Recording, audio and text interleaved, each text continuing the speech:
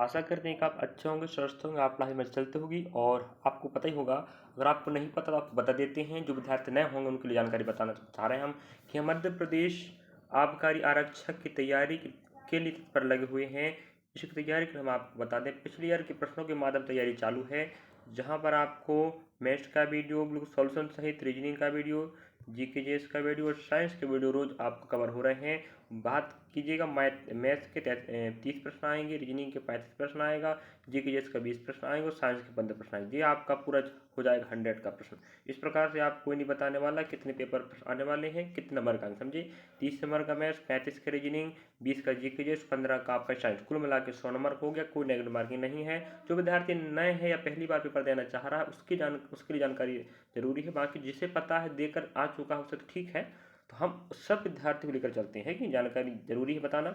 और रही बात, आप बता दें, हम मैथ्स के और रीजनिंग के टॉप 10 प्रश्न कवर करते हैं। जीकेजीएस की तो बात करें, पूरा 20 प्रश्न कवर हो जाएगा एक वीडियो में, एक शिफ्ट का। और साइंस का एक शिफ्ट पार्ट में हो जाएगा पूरा 15 प्रश्न, ठीक है। इस प्रकार 35 प्रश्न 2 वीडियो कवर हो जाएंगे।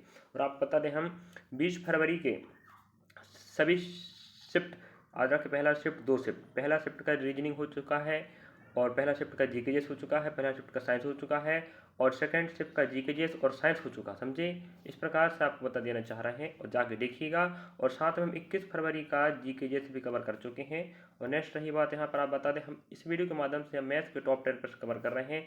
आप देख पा रहे होंगे, शिफ्ट नंबर पहला है, 20 तारीख है, इसका 10 प्रश्न वाला वीडियो बन चुका है, मैथ्स का 10 वाला हो चुका है। अब 10 ही प्रश्न रह गए हैं, जो इस लास्ट वीडियो पूरा कवर हो जाएगा। तो आपको ध्यान रखना, अगर आप पहली बार देख रहे हो तो एमपी आबकारी आरक्षक भर्ती परीक्षा 2025-26 पीवाई की कक्षाएं करके प्ले लिस्ट डाला, वहां पर जाके विजिट अवश्य करें मेरे विद्यार्थियों। जानकारी आपके लिए बहुत लाभदायक है, पेपर का पैटर्न समझ जाओगे, आपको आइडिया लग जाएगा कि हम जो पढ़ रहे हैं क्या वो इस प्रकार से पढ़ रहे हैं या अलग पढ़ रहे हैं, समझे। आपको पता है कि जुलाई में एग्जाम स्टार्ट होने वाला। चलिए लेके चलते प्रश्न की ओर। चलिए, तो पहला प्रश्न आपके समक्ष आप देख पा रहे होंगे, निम्न तालिका के माध्य की गणना करें। माध्य मीन्स होता है, याद रखेंगे, औसत। और आपको पता होगा माध्य माध्य का बहुलक का आपका प्रश्न आने वाला है, समझ गए। स्टैटिक मैथ्स का प्रश्न जरूर आएगा, याद रखिएगा। तो अभी तक हमने 2 वीडियो मैथ्स के बना चुके हैं। शिफ्ट नंबर पहला याद रखिएगा, 20 फरवरी 2023 भर्ती परीक्षा का है। शिफ्ट नंबर पहले के 20 प्रश्न मैथ्स के बन चुके हैं। सेकंड थर्ड नंबर का ये क्लास चालू है, आप जाके देख सकते हैं पिछले बकाया। और आप देख पा रहे हो, इस प्रकार के प्रश्न के माध्यम से आपको समझना पड़ेगा। यहाँ पर हम प्रश्न पूछ रहा है, निम्न तालिका के माध्य ज्ञात करो, समझ गए। इस प्रकार से आपको ध्यान रखना, लास्ट तक देखिएगा, बहुत कुछ सीख जाओगे, आपको याद रखिएगा। चलिए, सर्वप्रथम आप क्या करना पड़ेगा, यहाँ से आपको देखो, ये तो आपका क्या है, एक्स आई एफ आई है। हमें माध्य के लिए क्या चाहिए, टोटल आंकड़े चाहिए। टोटल कितने आंकड़े हैं और आंकड़ों का योग चाहिए, है कि नहीं। इसके लिए आप सर्वप्रथम क्या करना पड़ेगा, आपको पहले आंकड़ों का मान निकालना पड़ेगा। थोड़ा सा प्रयास कीजिएगा, थोड़ा समय लगेगा। यहाँ पर हम आपको बता देते हैं, इन आपस में गुणा करना है, कितना बनेगा, ये 24 बनेगा। यहाँ गुणा करेंगे तो आप समझ पा रहे कितना बनेगा, 14 तेरी आपके पास 42 होता है ना, ठीक है। इस पर यहाँ गुणा करेंगे 25 125, 8 तेईस हज़ार 24, ठीक है। इस प्रकार से यहाँ देखेंगे कितना बनेगा, जो आपके पास 126 बनेगा, 18 छत्ते। इस प्रकार से आप कॉलम बना लीजिएगा। यहाँ थोड़ा स्पेस नहीं मिल पाया, कॉलम नहीं बन पाया है। इसका मतलब क्या है कि भाई 2 गुणा 12 24 बन गया, 3 गुणा 42 सॉरी 3 गुणा 14 42 बन गया, 5 गुणा 25 125 बन गया, 3 गुणा आपका 24 बन गया और 7 गुणा 18 आप 126 बन गया। आज रखें जी एक्स आई है, जी एफ आई है, जब दोनों का गुणा जो हो जाएगा आप एफ एक्स, ठीक है जी। किसका मान, एफ एक्स का, याद रखें एफ एक्स का मान हो गया। इस प्रकार से अब हमें क्या चाहिए, टोटल योग चाहिए ना, तभी तो निकलेगा आंकड़ा, सॉरी माध्य निकलेगा। तो एफ एक्स याद रखेंगे, हम यहाँ रखेंगे sigma F x upon sigma F I, ठीक है। आपको पता होगा टोटल आंकड़े कितने हैं, एक, यहाँ गुणा करना पड़ेगा, याद रखिएगा, पूरे जोड़ना पड़ेगा भाई, है ना। देखो सिग्मा मीन्स होता है जोड़, याद रखिएगा। एफ एक्स आप समझ पा रहे होंगे, दोनों का गुणा यहाँ बैठा है, इन सब को जोड़ लीजिएगा, याद रखें। तो यहाँ F x sigma F x बैठ जाएगा और सिग्मा एफ आई मीन्स होता है इनका जोड़, ठीक है। इस प्रकार समझ गए होंगे मुझे लग रहा है। इस प्रकार कहने मतलब है सिग्मा एफ एक्स और सिग्मा एफ आई। इस प्रकार से हम एफ एक्स जो यहाँ पर जोड़ के हमने बनाया, गुणा करके जो बनाया डाटा, उसकी बात करें तो पूरा बनेगा 341 बनेगा, समझे। इस प्रकार से और in F x F I की बात करें तो आप देख पा रहा हूँ सिग्मा मीन्स होता है जोड़, तो ये बनेगा 77, समझे। थोड़ा सा प्रयास कीजिएगा तो हो जाएगा 341 77। अब हमें ऑप्शन के साथ चलना था, लेकिन यहाँ ऑप्शन हम थोड़ा दिखा नहीं पा रहे हैं, तो आपको बता दें ऑप्शन खुद बताएगा कि 6.25। इसका मतलब होता है कि भाग या तो 6 बार जाएगा, है कि नहीं। दिखा देते हैं भाई, चलो देख लीजिए, आप ऑप्शन देख लीजिए, थोड़ा सा प्रयास कीजिएगा, जब स्पेस कम होने से थोड़ा सा मिस्टेक हो जाता कई बार। और यहाँ पर ऑप्शन देख पा रहा हूँ 6.25 आ सकता है आंसर में, है कि नहीं। और अब देख पा रहा हूँ यहाँ पर 4.42 है, 1.25 है और 7.85 है। तो हमें पॉइंट के पहले डाटा कह रहा है या तो वो 7 बार भाग जाएगा, 1 बार जाएगा, 4 बार जाएगा और एक तो 6 बार जाएगा। तो दिमाग आपको लगाना पड़ेगा कि भाई कितने बार जाएगा, समझे। चलिए, तो हम वही तो 341 बटा आपका 77 आया था। अब आप खुद दिमाग लगाइएगा, हम आपको बता दें ये जाएगा 4 बार में। कितने बार में? 4 बार में, ठीक है। इसका मतलब है कि जो भी आंसर आपके 4 से स्टार्ट हो रहा वही आपका आंसर होगा। चलिएगा, इस प्रकार से ऑप्शन हम दिखा देते हैं आपको। ऑप्शन नंबर आपके पास सेकंड में 4.42 आपका राइट आंसर होगा।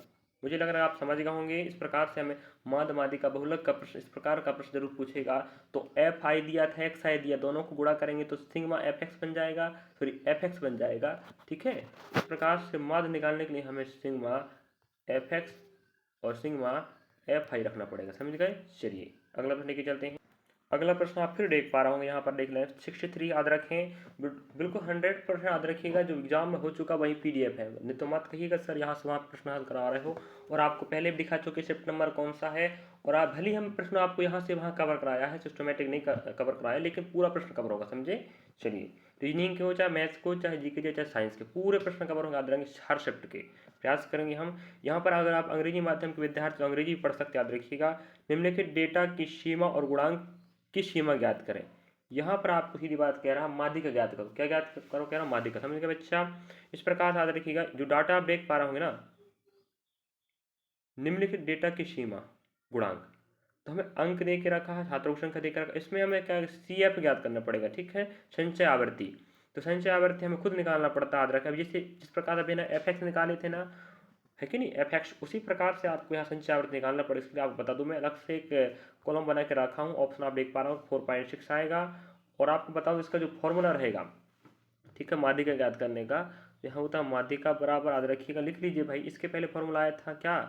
नहीं आया था ना। चलिएगा, आया था भाई औसत का, sigma F x upon sigma F I आया था, ऊपर योग होता है ना। चलिएगा, इस प्रकार से आप बता दें, जो आपका माध्यिका का फॉर्मूला रहेगा इस प्रश्न के, एल जो हो जाएगा आपका बराबर में एल, कहने का मतलब ये है कि बराबर एल प्लस आपके यहाँ रहेगा एच अपॉन एफ, यहाँ कोष्टक लगा लीजिएगा, यहाँ एन अपॉन 2 माइनस सी, यह कोष्टक बंद करेंगे। इस प्रकार से हम एल क्या होता है, एच क्या होता है, एफ क्या होता है, एन क्या होता है, सी क्या होता है, पूरा भी हम आपको बताने वाले हैं। आप लोग मान फुट के रखना पड़ेगा, समझे। चलिए, आप समझ गए होंगे, लेके चल। चलिए, इससे आप कॉलम के माध्यम समझने का कष्ट करें थोड़ा सा।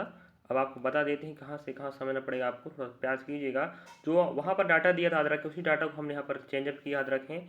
अब आप समझा देते हैं। समझाने का मतलब ये हुआ कि हमें क्रमांक नहीं दिया था, हमें क्रमांक निकाले 1 2 3 अंक दे के रखा था और छात्रों की संख्या दे के रखा था। शेप निकालना था, संचय आवर्ती में बता चुका था। अब देखो, यहाँ आपको अंक दे के रखा 20 से 30, यहाँ 30 40, यहाँ 40 50, यहाँ 50 60 के बीच में, यहाँ 60 70, यहाँ 70 80, यहाँ 80 90। इस प्रकार से आपको दिमाग में बैठाना पड़ेगा, समझे। वहाँ देगा नहीं, वहाँ डाटा दे के रखा था, लेकिन इस प्रकार से आपको बॉक्स बनाना पड़ेगा, समझ गए। अब देखो, यहाँ 10 12 छात्रों की संख्या 15 20, मतलब 50 से 60 बच्चों के बीच में 20 बच्चे हैं, 70 से 80 अंक वाले बीच में 13 बच्चे हैं। जी आपको समझना पड़ेगा। अब यहाँ पर से हम आपको बता दें, सी एफ आप देखो, क्रमांक नहीं दिया था, हम बनाए, अंक दे के रखा था, छात्रों की संख्या देकर रखा। सी एफ संचय आवर्त नहीं दिया था, निकाला कैसे जाता है देख लीजिएगा। उसके बाद आपको पूरा मान बताएंगे एल क्या होता है कि नहीं। यहाँ रख दिया आपने, यहाँ जोड़े 22 बन गया, यहाँ आ गया, यहाँ जोड़े 37 जाएगा, यहाँ जोड़े 57 आ जाएगा, यहाँ जोड़े कितना आएगा 57। कहने का मतलब ये है कि देखो, ये आपके पास यहाँ 10 था, यहाँ 10 फुट कर दिया आपने, 10 को यहाँ जोड़ो 22 हो जाएगा, 22 यहाँ जोड़ो यहाँ जाएगा, 37 जोड़ो यहाँ जाएगा, 57 जोड़ो यहाँ जाएगा, और 82 यहाँ जोड़ो यहाँ जाएगा, और 95 38 जोड़ो 143 जाएगा। मुझे लग रहा है आप समझ गए होंगे। अब देखो, इस प्रकार से हमें समझना पड़ेगा। अब देखिएगा, आपके पास N2 के मान, N2 के मान पूछ रहा ना, N2 का मान कैसे निकलता है सुन लीजिए। पहली बात, N2 मतलब टोटल, जो लास्ट में आप देख पा रहे होंगे सबसे बड़ा डाटा आया है, ये आपका N 133/2 रहेगा, यही n2 का मान हो, n/2 होता है, ठीक है। अब यहाँ से इसको भाग लगाओगे, याद रखें, तो ये आपका हो जाएगा कितना आएगा भाई, 6.5 आएगा ना, आएगा बताओ, आएगा ना। तो मतलब हो गया n2 का मान कितना आ गया भैया, 66.5 आ गया। हमें n चाहिए था, आपको फॉर्मूला पता होगा। अब आपको बता दें, अब देखिएगा 6.5 आया है, आप क्या करना है, इसके नज़दीक या इसकी जैसा वाली संख्या आपको CF में ढूंढना है। तो देखो 57 तो कम हो गया ना, आपको 82 लेना पड़ेगा, ज़्यादा, भले ज़्यादा हो जाए लेकिन कम ही होनी चाहिए। तो यहाँ 66.5 था, n/2 किस प्रकार निकाले, 133 सबसे बड़ा डाटा रहेगा, उसको भाग लगाना 2 से, ये n/2 निकल जाएगा। अब इसको दिमाग में रखना है आपको कि जो संख्या आप निकला है n2 का मान, n/2 का मान, वह मान क्या होनी चाहिए आपका, उससे थोड़ा वही हो जाए या उससे ज़्यादा हो जाए, तो हम कहते हैं 82, समझ गए। तो आप समझ पाए हो 82। अब देखो 82 के आगे देखेंगे तो जो आपका f होगा, जो देख पा रहा 25 याद रखें, ये आपका f है, समझ गए। और यहाँ आप बात कर रहे हैं जी का आपका l है, क्या है जी, l है, याद रखिएगा, मैं आप बाद में नहीं बताने वाला, समझे, आप दिमाग लगा लीजिए भाई। ये आपका l हो गया, समझे। इस प्रकार से आप देखेंगे इन दोनों का अंतर क्या हो जाता है, आपका h हो जाएगा, 10 ही तो अंतर आएगा। जस्ट सामने वाली f कहलाएगी, इधर सामने वाला 60 l कहलाएगा, दोनों का अंतर h कहलाएगा। और ये 82 के ऊपर क्या है, ये 57, ये c कहलाता है, समझे ना, समझे। चलिए इस प्रकार से आप समझ पाया होंगे। इस प्रकार से मैं डाटा निकाल के बैठा हूँ और आपको इस प्रकार से टेबल बनाना पड़ेगा, टेबल तो बनाना ही पड़ेगा। अब बात करें, आप एक l बराबर आपका हो जाएगा, सॉरी l प्लस आपका रहेगा h/f पुस्तक में n/2 - c, ये आपका इसके लिए रहने वाला। अब l के मान के बाद l का मान 60 हो जाएगा, याद रखें, प्लस 10 बटा आपका 25 हो जाएगा। आपको पता होगा, मैं मान निकाल के पहले बता चुका हूँ किसका मान क्या आएगा, या 6.5 माइनस आपका 57 हो जाएगा, ठीक है।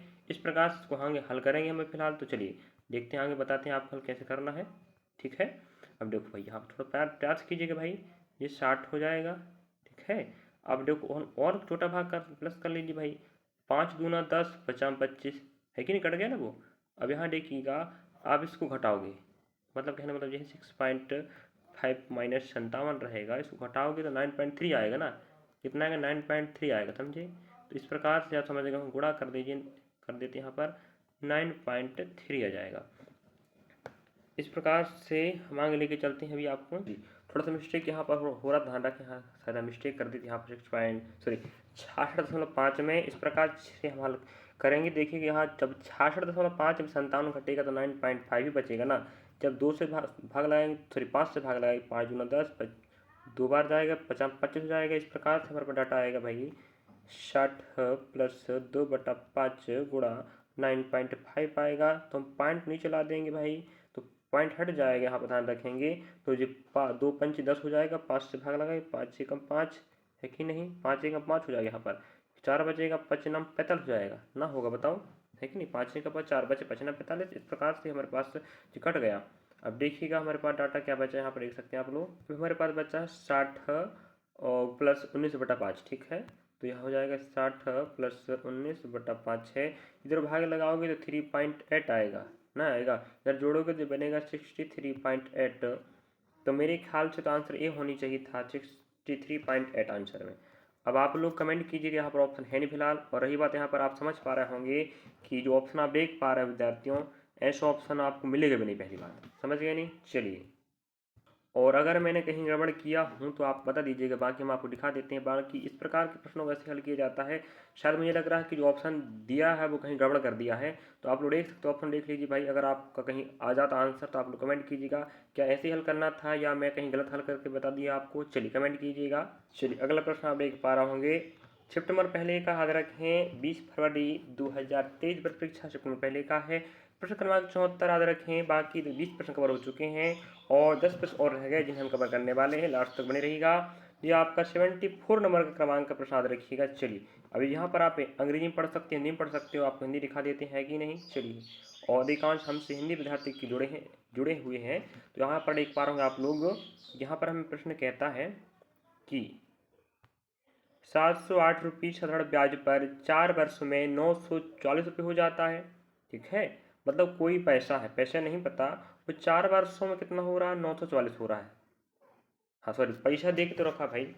708 रुपये याद रखें 4 वर्षों में 940 हो जाता है। यदि ब्याज के मान में 5% की वृद्धि करते हैं तो 675 रुपये 4 वर्षों में कितना हो जाएगा। देखिएगा कितना शानदार प्रश्न पूछा। याद रखें SI CI का लाभ हानि बट्टा सब अध्याय के प्रश्न आएंगे। हर प्रश्न आप इंगित कर रहा है किस प्रकार के माध्यमात बहुलक और कितना डीपली या हार्ड प्रश्न आने की संभावना है और कैलकुलेट प्रश्न आएगा। रखिएगा अब देखो आपने 708 रुपये उधार लिए, 944 रुपये पटा रहे हो तो कितना ब्याज दे रहे भाई। यहाँ घटाओगे 236 बचेगा। किस पर ब्याज दिए हो 708 रुपये पर। अब ब्याज के लिए आपको परसेंट चाहिए ना। और रही बात यहाँ पर आप बता दें जो ब्याज आया है 236 ये है आपका 4 साल का है। हमें तो पर साल का ब्याज चाहिए तो हम क्या करेंगे 4 से भाग लगाएंगे। समझ गए। इस प्रकार आपको बता दें आप पूरा हल करो ठीक है। इसको आप लोग कैलकुलेट कर लीजिएगा भाई है कि नहीं। इसको हम आपको समझा दिए किस प्रकार से बैठाना है। अब आपकी भी जिम्मेदारी बनती है कि आप इसे हल कर सकते हो। आपको बता दें इसको हल करने के बाद आपके पास जो आर का मान आएगा वो आने वाला है आपका 8.33%। ठीक है याद रखिएगा जी आपका आर का मान हो गया। कब की आर की बात है पहले की। अब कहता है इसमें 5% की वृद्धि करना तो 5 जोड़ दीजिएगा भाई। ये बन जाएगा 8 5 13 13 आपका 3% हो जाएगा। अब ये बताओ जो ब्याज था पहले आया था 8.33 जब उसको बढ़ाने की बात किया +5 तो हमने कर दिया 13.33%। अब हमें कह रहा है वो 4 साल के लिए। अब भाई ये 13.33% 33 है ये सिर्फ 1 साल का। जब 4 से भाग लगाएंगे तो आप देख पा रहे होंगे। अब भाग लगा सकते हैं बताओ। यहाँ भाग लगाएंगे 4 तेरी 12 1 बचेगा 4 तेरी 12 1 13 हो जाएगा। 1 बचेगा 4 3 12 1 13 हो जाएगा। 4 कम 4 5 इसका मतलब ये कितना आएगा 53.32%। ये आपका नया ब्याज हो गया 4 वर्षों के लिए। अब हमें कह रहा है देखो 53.32 ये तो सिर्फ ब्याज परसेंट हमें पूछ रहा है भाई। एक ज्ञात कितना हो जाएगा। हो जाने के लिए आप बताओ जब आपका ये तो SI का मान है जब इसमें हम 100 जोड़ देंगे तो क्या बन जाएगा ये बन जाएगा ना। तो क्या करते हैं हम इसमें 100 जोड़ेंगे तो आप देखिए कितना बनेगा जी आपका हो जाएगा भाई 153.32%। ये आपका बन गया ए का परसेंट। जो 53.32 आया था 32 वो आपका SI का परसेंट था। अब ये आपका ए का परसेंट। अब इसको क्या करोगे पॉइंट हटाने का कष्ट करेंगे तो पॉइंट हट जाएगा 100 बन जाएगा। और इसका पॉइंट हट का 100 बन गया परसेंट का बन जाएगा ये डबल 100 2 जीरो लग गए। 15,332 अपॉन 10,000 समझ गए। अब कहने मतलब ये है कि हमें बोल रहा है देखिएगा 15,332 बटा कितना है 10,000। अब याद रखें नीचे वाला कहता P है ऊपर वाला कहता A है। समझ गए नहीं। इस प्रकार से आप समझते ही होंगे भाई अनुपातों के रूप में। अब हमें पैसा दे के रखा 675 ठीक है 675। अब ए पूछ रहा याद रखिएगा। इस प्रकार से हल करेंगे आगे बढ़ते हुए कदम में। अब देखिएगा 25 का पहाड़ा पढ़ेंगे 25 का पहाड़ा पढ़ेंगे देखिएगा सॉरी अब 25 का पहाड़ा पढ़ लेते हैं भाई है कि नहीं। या तो आप फिर कितने का पहाड़ा पढ़ सकते हो यहाँ पर आप समझ पाए होंगे। जब 25 का भाग लगाया 25 चौके 100 मतलब 400 बचेगा और 25 का भाग यहाँ लाएंगे 27 बार जाएगा। ठीक है आप लोग समझ पा रहे होंगे 25 गुना 50 हो जाएगा और बचेगा पर 25 सत्यम भाग चला जाएगा है कि नहीं। इस प्रकार से आप समझ पाए 25 चौके 100 का 4 बार में चला गया और 25 सत्ते में हम लेंगे तो बच जाएगा आपका 27 मतलब 25 2 27 बार में 675 हो जाएगा। इस प्रकार से अब यहाँ 4 से भाग लगाएंगे ऊपर। अब 4 तिया 12 3 बज गए ठीक 4 अट्ठे 32 4 तेरी यहाँ पर 4 तिरी आपका 12 हो जाएगा फिर से ठीक है। फिर एक बचेगा 4 तिया। इस प्रकार से आपके पास 38 33 आ जाएगा। ठीक है ध्यान रखें कितना आ गया आपके पास 38 33 बटा आपके 100 आ गया बराबर में आप ए अपॉन रखेंगे 27 याद रखिएगा। इस प्रकार से 38 33 अपॉन आपके पास कितना 100 है बराबर पास ए अपॉन कितना हो जाएगा आपके पास 27। अब एक काम कीजिएगा आप समझ पा रहा हूँ। इस प्रकार से हम क्या करेंगे पॉइंट तो बनाने काम करेंगे ठीक। तो पॉइंट बनाने काम करेंगे तो यहाँ 3 गुणा कीजिएगा यहाँ 3 गुणा कीजिएगा तो 27 का पहाड़ा 3 बार पढ़ेंगे 7 3 21 होता है कि नहीं। आप देखो इतना काम आप खुद कर सकते हो। याद रखें हम आपको बता देते हैं ये आपका ऑप्शन आपका आने वाला है। यहाँ गुणा कीजिएगा समझे गुणा करोगे तो आप देख पा रहे ऑप्शन पहले तो 10 35 आपका राइट हो जाएगा। समझ गए ना। हम आपको समझा दिए किस प्रकार हल करना था। तो इस प्रकार से आप लोग 38 33 गुणा 27 कीजिएगा मतलब कहना मुझे है कि 38 33 गुणा 27/100 हो जाएगा बराबर ए निकल जाएगा। इस प्रकार से लगभग लगभग पॉइंट मान आएगा, तो आप लोग पॉइंट लगा हटा दीजिएगा, क्योंकि यहाँ स्पेस कम पड़ता है, विद्यार्थी चक्कर समझा नहीं पाते हैं तरीके से, पता है यही समस्या हमारे साथ, क्योंकि मोबाइल समझा के बताते हैं जितना हो सके उतना बता पाते हैं, लेकिन बाकी जगह नहीं होता, तो वहाँ काट पीट उड़ा भाग करना बड़ा प्रॉब्लम हो जाता है, डाटाएँ को मिटाना पड़ता है, तब हल हो पाता, समझे। चलिएगा, तो मुझे उम्मीद है आप समझ गए हल कैसे किया मैंने। अगला प्रश्न आप देख पा रहे होंगे 78 नंबर का प्रश्न क्रमांक है। भले ही आपको समय लग जाए, ध्यान रखें आप पूरा प्रश्न देखना याद रखिएगा, वरना आपको दिक्कत हो सकता, समझे। चलिए, यहाँ पर अगला प्रश्न आप देख पा रहे, थोड़ा समय ज़्यादा हो गया, याद रखिएगा, माफी चाहूँगा इस बात लेकर, लेकिन आप प्रयास कीजिएगा, थोड़ा दिक्कत वहीं हो रहा, बार बार बताना पड़ रहा आपको।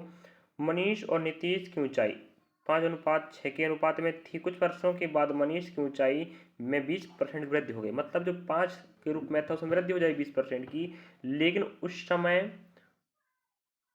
लेकिन यह उस समय नीतीश की आयु ऊंचाई का 90% था। ठीक है, तो यहाँ ऊंचाई का अनुपात देख रखा हमें, तो क्योंकि नीतीश की ऊंचाई में 20% की वृद्धि हुई थी, तो मनीष की नई ऊंचाई ज्ञात करो। क्या देखिएगा, हम समझा के बताते हैं आपको। 5x और जो हो जाएगा 6x, माना कि ये आपके मनीष की ऊंचाई, ये नीतीश की ऊंचाई है। अब हमें कह रहा है मनीष की ऊंचाई 20 की वृद्धि हो गई। अब देखो भाई, उसके पास तो 5x के रूप में था, 20 की वृद्धि मतलब 120%। देखते कितना हो रहा है, 0 चला जाएगा, 5 सॉरी आधा करेंगे 6, आधा करेंगे 5। ठीक है, इस प्रकार से आप देख पा रहे होंगे 5 से 5 चला जाएगा, 6x आएगा, मतलब उसका जो एज था, ऊंचाई सॉरी, पहले 5 था, 20% वृद्धि मतलब कितना बन रहा है, 6x बन रहा, याद रखिएगा। अब हमें वहाँ पर कह रहा है जो 6 ऊंचाई वृद्धि हुई ना 6x, वह उस समय देश का 90% था। ये समझिए कितना परसेंट था, 90% था, मतलब जो ऊंचाई हुआ वृद्धि 6x वह 90% के बराबर था, इतना समझिएगा, 0 0 चला गया। ठीक है, इस प्रकार से हम समझा देते हैं आपको। यहाँ एक रख लीजिएगा, तो 3 दूना 6, 3 तरह का 9 हो गया है कि नहीं, ना हुआ बताओ, ये बन जाएगा आपका। इस प्रकार से आप देख पा रहे होंगे हमारे पास कितना आ गया, 2x बराबर 3/10 आ गया। अब हम क्या करेंगे, यहाँ गुणा करेंगे ना, कितना बनेगा जी, 20 बनेगा, ये बनेगा 20x अपॉन बराबर 3, मतलब 20x बराबर 3 हो जाएगा। इस प्रकार से x बराबर हम यहाँ हल करेंगे, तो आपका जो डाटा आएगा वो आप समझ पा रहा हूँ कितना बनने वाला आपका। तो इस प्रकार से आप समझ पाए होंगे, यहाँ पर हमारे पास आ जाएगा। कहने मतलब ये है कि भाई देखो, यहाँ पर हमारे पास 20x बराबर 3 आया, तो हम एक काम करें, 3 को नीचे ला लेते हैं कि नहीं। इसका मतलब बन जाएगा 20x अपॉन 3। भाई बराबर मतलब ये 3 होता है, अपॉन होता है ना। इस प्रकार से उसकी नई एज होगी, वो कितनी होगी, 20x अपॉन 3, सॉरी एज माफी चाहूँगा, ऊंचाई की बात कर रहे हैं। इसका मतलब जो कहने मतलब ये है कि जो उसका x था, क्या था, आपके पास जो डाटा आया याद रखिएगा, उसका जो पहले बढ़ा वाला एज 6x था। ठीक है, किसका, मनीष का। भाई पहले उसका 5x था, अब बढ़कर 20% 6x हो गया। अब कहता है जिस उस समय उसकी ऊंचाई नीतीश की 90% थी, मतलब तो 90% कितना बना था आपका, 20x अपॉन 3। तो उन दोनों के बीच में कितनी वृद्धि हुई बोल रहा है, 20%, मतलब दोनों के बीच में 20 सेंटीमीटर की क्या है, अंतर है। तो हो जाएगा 6x अपॉन 1 रख लीजिए, माइनस 20x अपॉन 3 बराबर 20 का अंतर रहेगा। थोड़ा सा दिक्कत हो रहा है विद्यार्थी, मैं चाहूँगा। हो जाएगा भाई आपका 18। ठीक है, 18 माइनस 20 बनेगा, याद रखिएगा, मतलब ये है कि 18x माइनस 20x अपॉन 3 हो जाएगा, सेम यहाँ 20 हो जाएगा, 3 दूना 60 हो जाएगा। यहाँ देखेंगे आप लोग, यहाँ 2x बराबर बन जाएगा 60 मिल जाएगा, जब x भाग लगाएंगे तो यहाँ 30 हो जाएगा। इसका मतलब ये हुआ कि x बराबर 30 आ गया। अब हमें पूछ रहा है कि मनीष की नई ऊंचाई। अब ये बताओ, मनीष की पहले ऊंचाई 5x थी, बढ़कर 20% वृद्धि हुई 6x बन गई, तो अब 6 गुणा हम 3 करेंगे तो 6 18 हो जाएगा। इसका मतलब 180 आपका नया ऊंचाई रहेगा सेंटीमीटर में। तो ऑप्शन हमें कहाँ पर मिल रहा है, सी में मिल रहा है। मुझे थोड़ा दिक्कत हो रहा है कि ये समझा नहीं पाया मुझे लग रहा है, लेकिन फिर प्रयास किया हूँ मैंने। अगर आपको दिक्कत हो तो आप लोग दोबारा रिमाइंड या दोबारा पीछे बैक करके जाके देख सकते हो। चलिए नेक्स्ट पढ़ने के चलते समय थोड़ा ज़्यादा लगने वाला। अगला प्रश्न आप देख पा रहे होंगे, देखिए यहाँ पर हमें प्रश्न कहता है, यहाँ पर हम प्रश्न 79 प्रश्न कहता है कि जब अंग्रेजी वाले विद्यार्थी अंग्रेजी पढ़ सकते हैं, याद रखें, जब सूर्य से अनुवन कोण 30 अंश था तो एक वृक्ष की छाया की लंबाई 6√3 थी। जब सूर्य से अनुवन कोण 60 होगा तो वृक्ष की छाया की लंबाई ज्ञात करो। क्या देखिएगा, अब इसमें कहने का मतलब ये है कि आप यहाँ मान लो उदय हो रहा है, ठीक है। इस प्रकार ये आपका वृक्ष है। परछाई यहाँ पर बन रही थी पहले कितनी एंगल की, आपकी फर्स्ट में 30 बनी ना, है कि नहीं। फिर कहता है अब बन गई 60 की, याद रखेंगे। तो याद रखिएगा हमें इसको ए मान लो, ये बी ये आपका सी हो गया, है कि नहीं। मानना तो पड़े कुछ ना कुछ। अब कहने मतलब ये है कि आपका जो वृक्ष है यहाँ परछाई फर्स्ट में यहाँ पर बन रही थी तो एंगल था 30 अंश का था। उसके बाद पर जब थोड़ा और टाइम बीत गया तो कोण बनने लगा 60 का। तो हमें बोल रहा है कि जो नए परछाई बन रही है यहाँ से यहाँ परछाई की जो लंबाई है वो दे के रखा, रखें 6√3 दे के रखा है कि नहीं। अब हमें इस वृक्ष की एच ऊंचाई एच मान लो, हाइट चाहिए, ठीक है।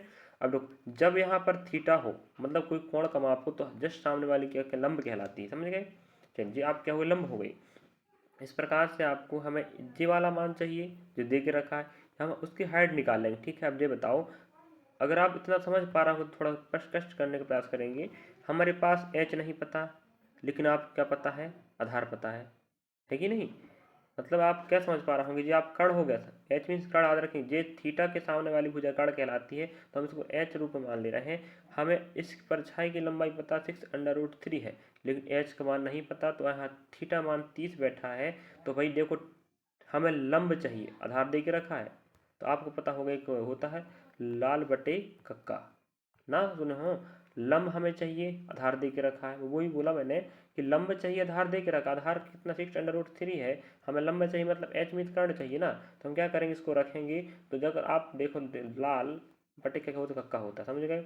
ये साइन के लिए, ये कॉस के लिए, टेन के लिए, तो हमें टेन मान बैठाना पड़ेगा, मतलब होता है ये टेन, ठीक है। टेन थीटा बराबर एल बटा ए रहेगा। तो टेन थीटा की बात करें तो ये 13 दिख रखा है, और एल मीन्स होता आपको नहीं पता भाई, आधार मीन्स क्या है 6 आपको पास 3 देख रखा है। अब ये बताओ टेन 30 का मान होता 1/√3 हो जाएगा। अब बराबर यहाँ एच रखे हैं, हाइट लेके रखे हैं, तो अपन तो यहाँ हो जाएगा 6√3 हो जाएगा। अब यहाँ गुणा में याद रखिए √3 कट जाएगा तो यहाँ 6 बच जाएगा। इसका मुझे हुआ कि h बराबर 6 आ गया, मतलब कर्ण का मान 6 आ गया, समझे। चलिएगा अब लेके चलते हैं। अब हमें बोल रहा है इतना तो मान पता चल गया ना, इस पूरे का मान 6√3 था, इससे हमने h का मान निकाले। अब h का मान निकल गया है, याद रखें इसका मान निकाल लेंगे भाई। अब यहाँ 60 का मान देख रखा है, याद रखें। अब ये बता 60 है कि नहीं, मतलब होता है tan 60 बराबर h अपॉन मतलब l/a रख लो भाई। अब आधार का मान चाहिए तो लंब मतलब 6, तो 6 से बैठ जाएगा। अब इसका मान नहीं पता, अब tan 60 की बात करें तो tan 60 का मान होता याद रखें। अब देखो tan 60√3 बराबर आपका रहेगा 6 अपॉन, आपको नहीं पता माना जाए कि नहीं, क्या नहीं पता, नहीं पता भाई। देखो नीचे का मान हमें नहीं पता, एक मान लीजिएगा। अब हम क्या करेंगे, इसको देख ध्यान रखें, √3/1 लगा लो बराबर 2 गुणा 3 कर लीजिएगा, या एक साथ रखें, समझ गए नहीं। अब हम एक क्या काम करेंगे यहाँ पर, अब देखो इसको हम दूसरे रूप में लिख सकते हैं, याद रखें जो आप 3 लिखा याद रखें, इसको √3 और √3 के रूप में लिख सकते हैं, याद रखें। इस प्रकार √3 कट जाएगा, ठीक है। अब आप देख पा रहे होंगे इस प्रकार से हमारे पास क्या बचा है, 2√3 बचा है, एक तो कट चुका है यहाँ से ना। हम 3 गुणा 2 6 था, तोड़ दिए, तो 3√3 हम कर सकते हैं, ध्यान रखेंगे। तो वो गुणा करने पर 3 ही बनेगा। इस प्रकार से आप समझ पाए होंगे कि x बराबर 2√3 आएगा, और x ही तो आपका क्या था, छाया की लंबाई था। इस प्रकार से 2√3 हमें कहाँ पर मिल रहा है, ऑप्शन पहले पे मिल रहा है, समझ आएंगे। मीटर आपको सेकंड मिल रहा है, समझ गए। 2√3 मुझे लग रहा है आप समझ पाए होंगे। चलिएगा नेक्स्ट प्रश्न को बढ़ते हैं विद्यार्थी। बाकी प्रश्न के माध्यम से आप समझ ही पा रहे हैं कितने डिफिकल्ट प्रश्न आए हैं, मैं थोड़ा सा हार्डली प्रश्न कह सकते हो, याद रखें। आपको एमपी आरक्षक, आपका आरक्षक में काम देगा ही देगा आपको। NTPC group D RPF constable आरक्षक हो चुका है। बाकी रेलवे भर्ती परीक्षा में एनटीपीसी ग्रुप डी में काम देने वाला हमारा क्षेत्र रक्षक, मध्य प्रदेश पुलिस, एमपीएसआई, सूबेदार सब में काम देगा, ध्यान रखें। चलिए बिल्कुल भागने का काम नहीं करना विद्यार्थी, तो बढ़िया प्रयास कीजिएगा समझने का। बाकी दिक्कत होता है स्पेस का, स्पेस थोड़ा कम होता है तो आपको जानकारी यहाँ से वहाँ थोड़ा मिस्टेक हो जाता है कई बार। बाकी प्रयास करना कि हम आपको जो पीडीएफ है याद रखें वही भर्ती परीक्षा का कवर करा रहा है जो आ चुका है, और ऐसे प्रश्न आने वाले, समझ गए। ये लास्ट आपका रहने वाला है पार्ट मैथ्स का, रीजनिंग का पूरा हो चुका है, बिल्कुल 5% बस रह गए हैं। बाकी वो वर्बल रीजनिंग का पूरा हो चुका है, नॉन वर्बल का रीजनिंग का डायग्राम वाला रह गया, बाकी आप उनको बना सकते हो। बाकी जो प्रश्न दिखाना था देखा हम 30 प्रश्न दिखा चुके हैं, और मैथ्स का जो लास्ट वीडियो चल रहा है रीजनिंग का हो चुका है, जीके साइंस हो चुके हैं। चलिए 87 प्रश्न क्रमांक आप देख पा रहे होंगे, एक समद्विबाहु त्रिभुज की भुजाएं 10 सेंटीमीटर और 12 सेंटीमीटर, त्रिभुज का क्षेत्रफल कितना होगा। अब देखो हमें जानकारी कह रहा है समद्विबाहु मतलब होता है सम मीन्स होता है समान, द्वि मत दो, ऐसा त्रिभुज जिसके दो भुजाएं समान हो उसे हम समद्विबाहु त्रिभुज कहते हैं। तो आप देख पा रहे हो इस प्रकार से हम डायग्राम बना देते, देख ध्यान रखें, जो भुजाएं बराबर मान लो, ठीक है, इसे ए मान लो, इसे ए मान लो, इसे बी मान लो भाई।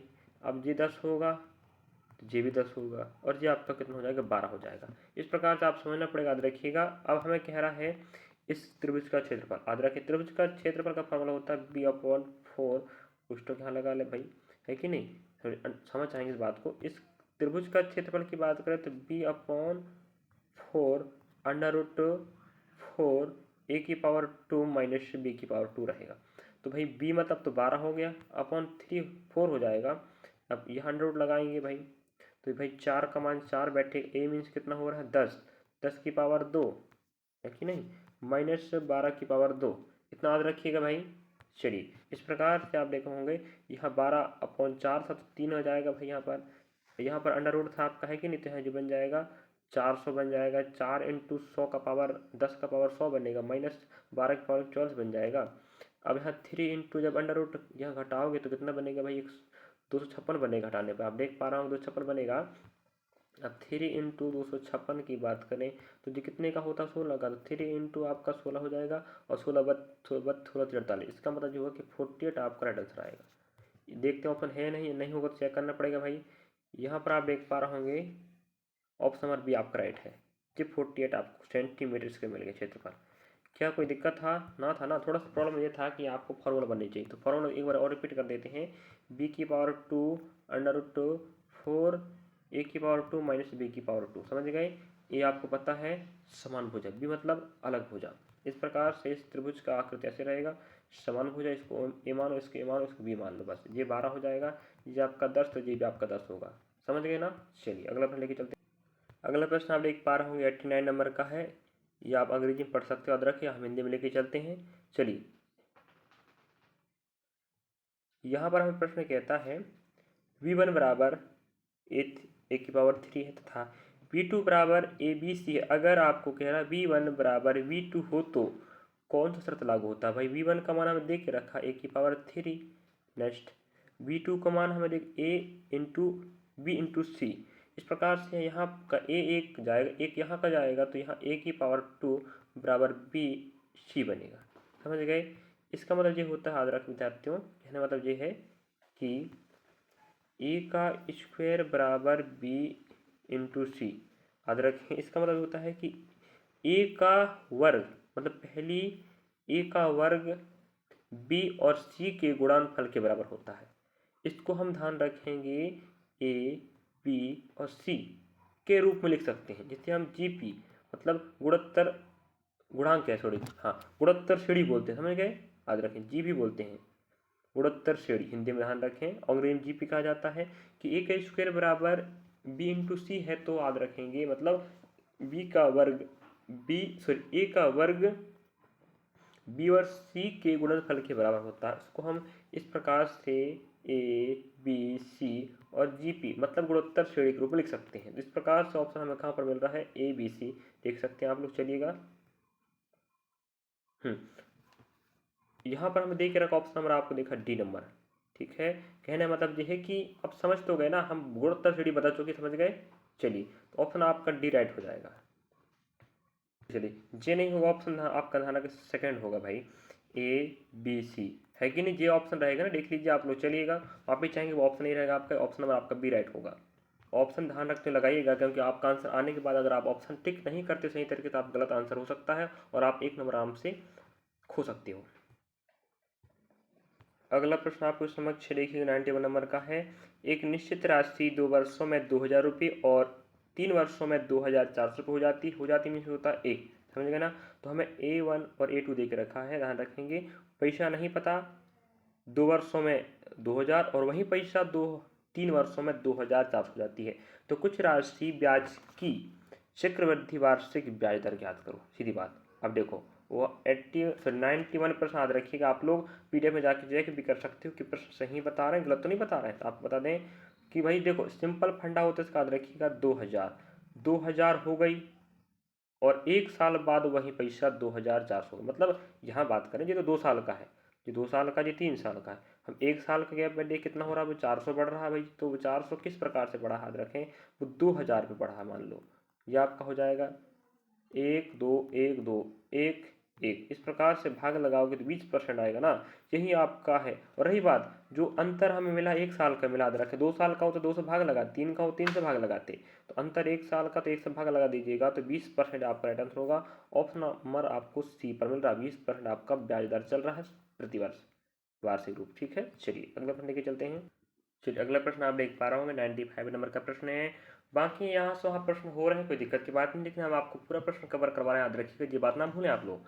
चलिएगा आपको सिंपल टू हार्ड लेके चल रहे हैं, कहने का मतलब ये समझ गए ना, सिंपल टू हार्ड, जिससे आपके पास दिमाग बना रहे। नहीं तो एकदम से जब हार्ड प्रश्न आ जाता है ना, दिमाग काम नहीं करता कि यार कैसे करा, नहीं बनता, नहीं हाँ हमसे हो नहीं पाएगा, हम नहीं पढ़ेंगे, सोचते नहीं। तो आपको सिंपल सिंपल प्रश्न पहले पार्ट में हुआ, फिर थोड़ा सा सेकंड पार्ट में, और थर्ड पार्ट में आप देख पा रहे हैं इतने बड़े बड़े प्रश्न और आपको कैलकुलेट प्रश्न आ रहे हैं, समझ गए। चलिए चिंता ना करें आप लोग, 95 नंबर आप जाके चेक कर सकते हो, PDF ध्यान रखेंगे फर्स्ट शिफ्ट में 20 फरवरी का।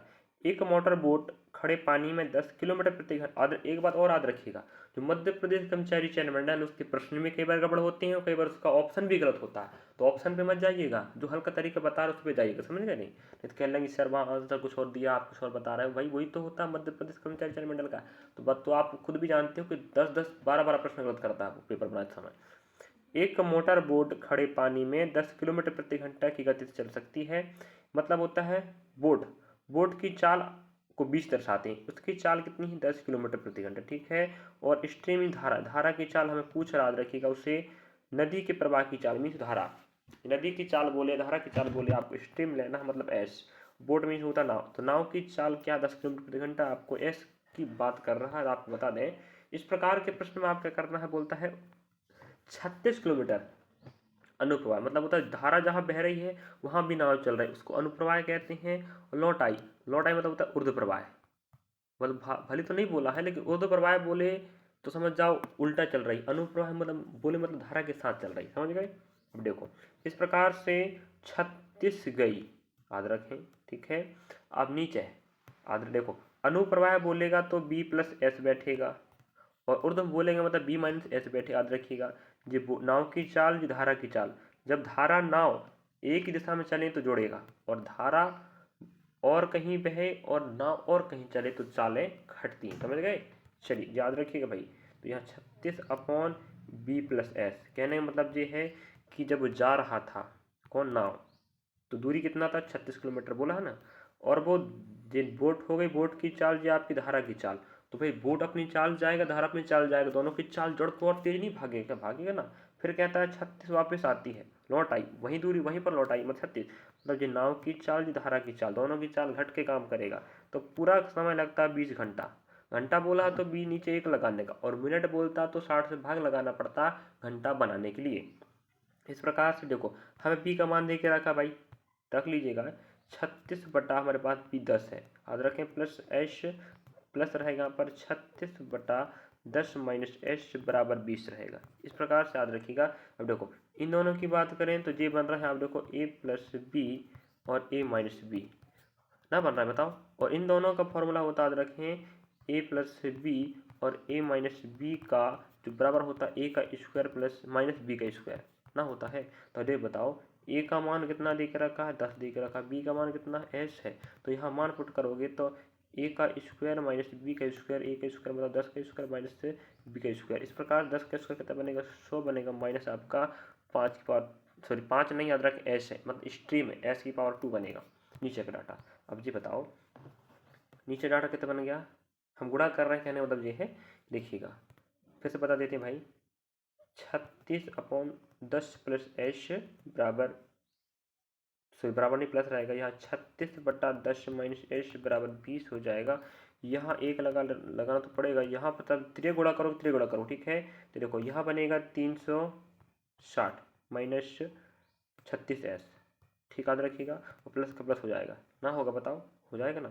और रखी बात यहाँ पर, अब फिर यहाँ पर वही बनेगा लेकिन बीच में प्लस आ जाएगा ना आएगा, बताओ। इस प्रकार ऐसा रख लीजिए भाई, देखो 10 गुणा 36 होगा तो 360 बनेगा, माइनस का माइनस हो जाएगा। और इस प्रकार से आप समझ पाए होंगे कि यहाँ पर एस और गुणा 36 करोगे तो भाई 36 एस बनेगा, ठीक है। इसका मतलब हुआ कि 360 माइनस 36 एस प्लस, थोड़ा जगह कम पड़ रहा भाई, 360 माइनस 36 एस प्लस 360 प्लस आपका हो जाएगा 36 एस, ठीक है ना, होगा बताओ, हो गया ना। अब देखो यहाँ पर आप नीचे कितना है आपका 100 माइनस एस पर 2 आए, उधर बराबर में 20 रह के बाद की बात है। यहाँ देखिएगा आप लोग, आप समझने करें 36s और यहाँ 36s प्लस माइनस में कैंसिल हो जाएगा, हम समझे। इस प्रकार 360 और 360 जोड़ के बनेगा 720, नीचे पर दे रखा 100 माइनस एस की पावर 2 बराबर आपका कितना 20 है। यहाँ भाग गुणा भाग करोगे, 0 से 0 कटेगा, यहाँ 36 जाएगा, नहीं आएगा बताओ। इस प्रकार से 36 बराबर आप पास कितना देख रखा है 100 माइनस एस की पावर 2, जब यहाँ 36 माइनस, यहाँ प्लस में पक्षांतर में माइनस जाएगा, माइनस आपका एस की पावर 2 हो जाएगा, माइनस सॉरी क्षमा चाहेंगे, 36 में 100 जाएगा तो बचेगा कितना 64, माइनस का बचेगा बराबर माइनस एस की पावर 2 बचेगा, माइनस से माइनस कैंसिल हो जाएगा।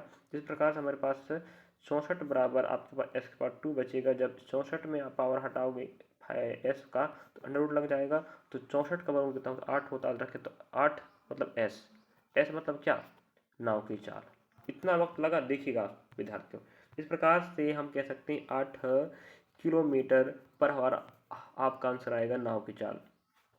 नाव की चाल नदी की चाल बहुत समझ जाएंगे, मतलब स्ट्रीम धारा की चाल, समझ गए।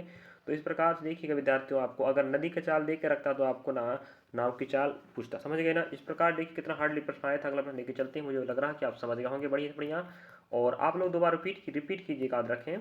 और उसी शिफ्ट का जो आप नेक्स्ट प्रश्न देख पा रहे होंगे 96 नंबर का, और नहीं यकीन है तो आप लोग ध्यान रखेंगे 20 फरवरी 2023 का शिफ्ट नंबर पहले का मैथ्स के प्रश्न उठा के देख लीजिएगा। क्रमांक यहाँ दिखा दे रहे हैं आपको, इसके पहले भी जो पार्ट 1 बना है, पार्ट 2 और पार्ट 3, इस शिफ्ट के बार बार कहना पड़ रहा है जिससे आप यकीन तो कर सको यार, हाँ जो प्रश्न पढ़ा रहे हैं वो आपको PDF से ही मिल रहे हैं।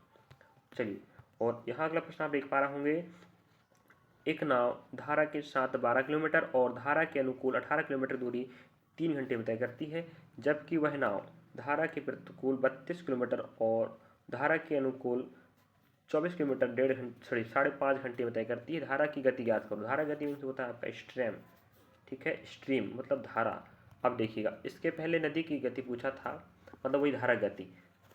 यहाँ पर आप प्रश्न एक बार थोड़ा सा हटीला प्रश्न होगा, कह सकते हैं आप लोग, अलग प्रश्न हो गया। मुझे अब उम्मीद है कि आप लोग होमवर्क रखेंगे और कमेंट कीजिएगा आंसर ग्रुप में, और नहीं बनेगा तो भी कमेंट कर सकते हैं। बाकी मैंने प्रयास किया उस वीडियो के माध्यम से टॉप 10 प्रश्न कवर कराने का। वक्त ज़्यादा लग गया, मुझे खुद पता है कि देखिए स्पेस कम होता है विद्यार्थियों के चक्कर से, आपको डाटा को बार बार मिटाना पड़ता है, इसको रीडर से अलग करना पड़ता है, उसके बाद नेक्स्ट डाटा, और कई बार मिस्टेक बहुत ज़्यादा डाटा बताते क्योंकि जगह कुछ जानकारी वहाँ दिखता नहीं है, और आप फिर दिमाग में बैठाना पड़ता, फिर बताना पड़ता, समझ गए। चलिए, तो इस प्रकार से हमने शिफ्ट नंबर पहले का पूरा 10 प्रश्न का मैथमेटिक्स के प्रश्न कवर कर चुके हैं, रीजनिंग का हो चुका है, जीके जीएस का साइंस का पूरा शिफ्ट नंबर पहला कवर हो चुका है, याद रखेंगे। अब नेक्स्ट शिफ्ट उठाएंगे हम शिफ्ट नंबर सेकंड, 20 फरवरी शिफ्ट नंबर सेकंड, समझिए, मैथ्स रीजनिंग का। जीके जीएस का तो वो भी हो चुका है। मिलेंगे नेक्स्ट पार्ट में। वीडियो आपको कैसा लगा, अच्छा लगा तो लाइक करेंगे, सब्सक्राइब शेयर करना भूलें, और कमेंट करना भूलें कि वीडियो कैसा लग रहा है। और हम आपके लिए प्रयास करेंगे, कभी कभी गलती होती है, इस बात माफ़ी चाहेंगे, लेकिन आपको प्रयास करना है कि गलतियों को देख कर आप लोग कमेंट कीजिएगा सर यहाँ गलती हो रही है, आप ठीक कीजिएगा। हम प्रयास करेंगे गलती का सुधार करने का, समझे। चलिए, क्योंकि हम इंसान हैं, आप इंसान, गलती होती है, लेकिन हम प्रयास करते हैं 100% 100% आपको सही बताने का प्रयास करने का, ठीक है। चलिए, मिलेंगे नेक्स्ट पार्ट में विद्यार्थियों। शेयर करना ना भूलें उस विद्यार्थी पास जो विद्यार्थी पढ़ना चाहता है लेकिन उसके पास जानकारी नहीं कि पढ़े क्या, किस प्रकार प्रश्न आते हैं, हल कैसे करते हैं। अगर आप पिछले ईयर के प्रश्न देखो, याद रखें, तो आपको बता दें, आपके पास आइडिया हो जाएगा कि पेपर पिछले साल कैसा आया था। और अगर आप रेलवे की तैयारी कर रहे हैं तो आपको बता दें, हम रेलवे तैयारी के लिए भी वीडियो बना चुके हैं, मैथ्स का, रीजनिंग का, जीके जीएस और साइंस का। कहाँ पर आपको मिलेगा, रेलवे भर्ती परीक्षा 2025-26 NTPC ग्रुप डी कांस्टेबल करके प्लेलिस्ट डाला, वहाँ पर आपको में सभी वीडियो मिल जाएंगे। कम से कम 75 से 80 के बीच वीडियो बन चुके, समझ गए। चलिए, मिलेंगे नेक्स्ट पार्ट। धन्यवाद, आपने देखा हमें, थैंक यू फॉर वॉचिंग। हमें ज़्यादा लग चुका है लेकिन कोई दिक्कत बात नहीं, आप सीख गए, सीखोगे मुझे उम्मीद है।